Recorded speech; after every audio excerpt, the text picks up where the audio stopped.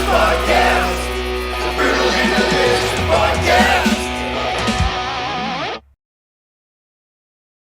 What's up, everybody? This is Dark Macek with Brutally Delicious, coming into the review of Orden Ogan's brand new album, The Order of Fear. So I have reviewed Orden Ogan before. I saw them once on 70,000 Tons of Metal 2017, I think. I would consider myself to be a decent fan of them. I don't know every single song, but I would certainly see them if they came around or if they were on the ship again. I thought their song Gunman was one of the best songs of the year 2017. So going into this, my expectations were pretty high, and they were surpassed even. For those unfamiliar, Orden Ogan is some kind of melodic power, something fast metal with good singing.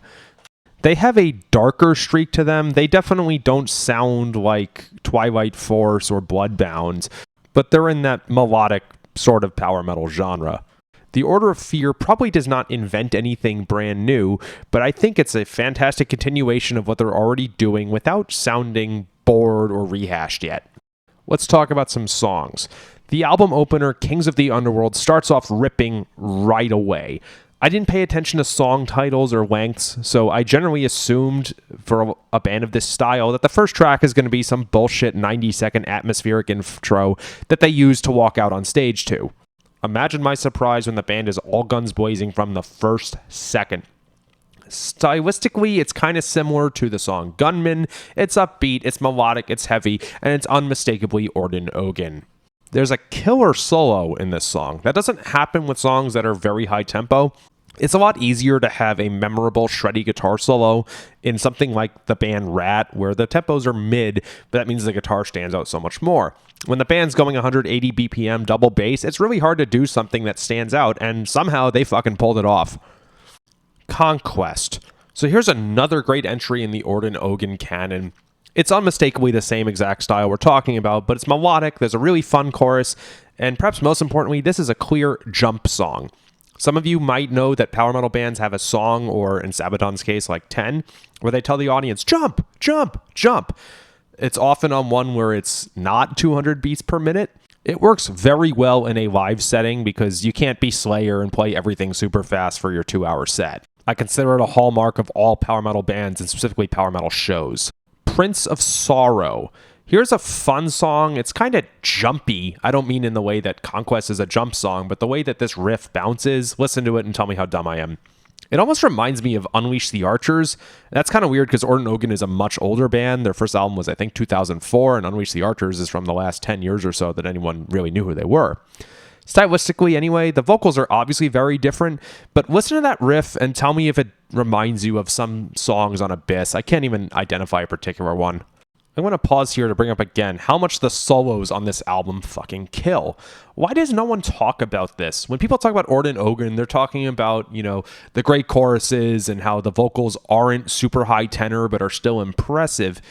These guitar solos have me wanting to play again. It's so inspiring and exciting and adds life to songs where oftentimes solos are a bit of an afterthought.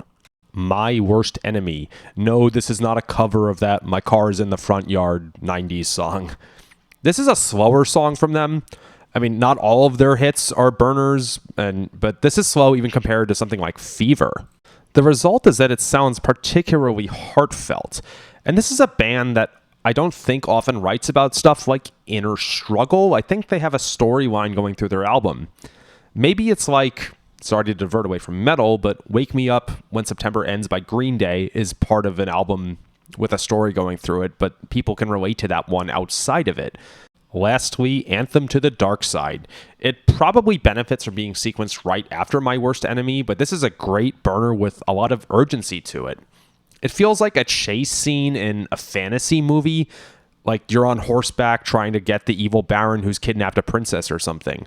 Alternatively, you could do a Western movie where you're chasing the train with a horse, but that was basically the Gunman music video.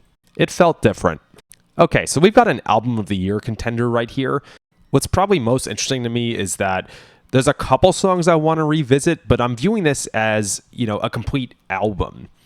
It almost does it a disservice to be singling out songs in the way that I normally do, because I think this flows really well and has a whole lot of excitement, more so than, say, the singles would suggest. And that way I'm reminded of Nightfall in Middle-earth by Blind Guardian, where obviously there are standouts like Time Stands Still at the Iron Hill, but the crowning accomplishment is how the entire thing flows. Thanks for this, dudes. Loved it. Come back on 70,000 Tons of Metal, please. Rock on.